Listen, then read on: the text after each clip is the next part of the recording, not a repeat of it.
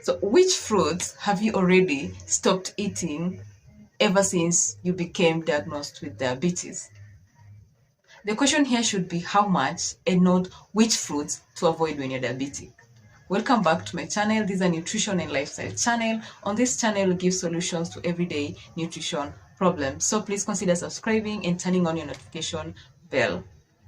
So the reason why this question keeps coming up is because most of these fruits, like the mangoes, the oranges, the watermelon, the pineapple, already contain loads and loads of sugar in them. And therefore, it's just logic for patients with diabetes to worry about the sugar from these fruits affecting their blood sugar levels.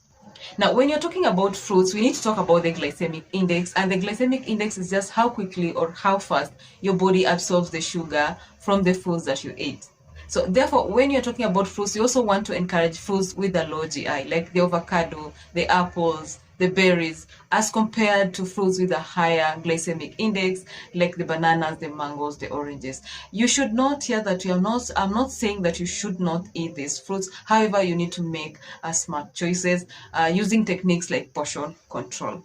You know, fruits have so many benefits in your body, including them containing fiber, which improves your digestion. Aside from that, it also reduces how fast sugar gets into your blood, and therefore preventing high blood sugar levels. At the same time, they contain vitamins and minerals which promote health by improving your immunity, preventing occurrences of many other diseases and infections. Also, they contain antioxidants which are very good in preventing also conditions like cancer and so on and so forth. So therefore, fruits have so many benefits for us to limit a diabetic patient from taking these fruits. However, making smart choices, like I've said, is considering portion control, right? And also, aside from doing portion control, you also need to know that when you're diabetic, before you cut off fruits, you need to cut off these other sugary foods, over-processed food like the cakes, the biscuits, the sodas that contain so much added sugars before you get to cut fruits. Because fruits, aside from them having sugar, they also have fiber, vitamins, minerals, antioxidants, so much benefit. They are nutrient dense as compared to these other sugary foods that you need to cut when you become diabetic. Also important to note is that we are talking about a whole fruit and not fruit juices. Fruit juices, when taken during meals, and even if it's not during meals, they may lead to hypoglycemia. However, the whole fruits contain fiber, and therefore the sugar in these fruits take a longer time to get into your blood, and therefore the risk of hyperglycemia is not as high as when you take the fruit juices.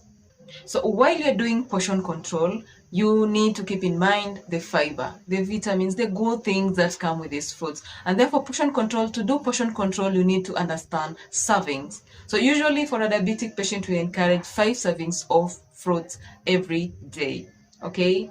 Alongside balanced diet.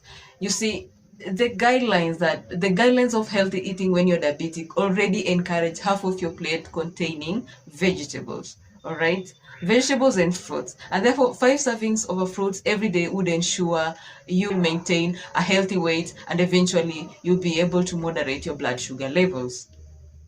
And so one serving of a fruit is usually 1 medium size of a fruit, 1 medium sized banana, 1 medium sized orange, 1 medium sized mango. And for the larger fruits, of course, you'll need to be wise and divide them into smaller pieces that you can eat over time. Okay, important to note is that we are not stopping you from eating fruits. However, you need to make smart choices. I'll keep saying that because it's totally up to you, because fruits come in different sizes back at home.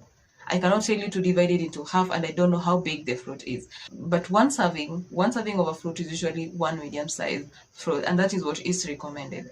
All right, for bigger and larger, for the watermelon, pineapple could be very, very large, so you cannot eat all of it or half of it. That will be still too much. So to answer your question is that even if you're diabetic, you still have to enjoy the benefits that come from fruits and vegetables.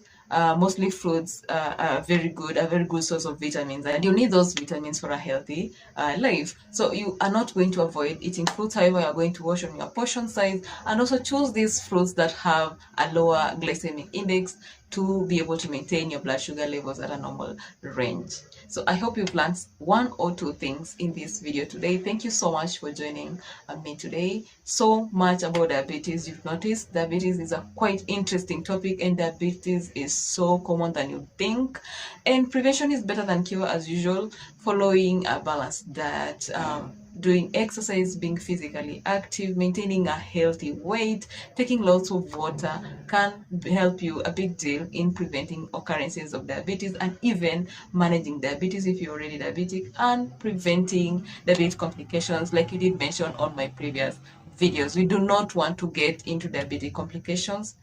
In my previous video, we do talk about the diabetic complications, how they occur, why do they come, and one of the ways to prevent diabetic complications is, of course, maintaining a good diet, exercise, and taking your medications as recommended. Thank you so much. Until next time, bye.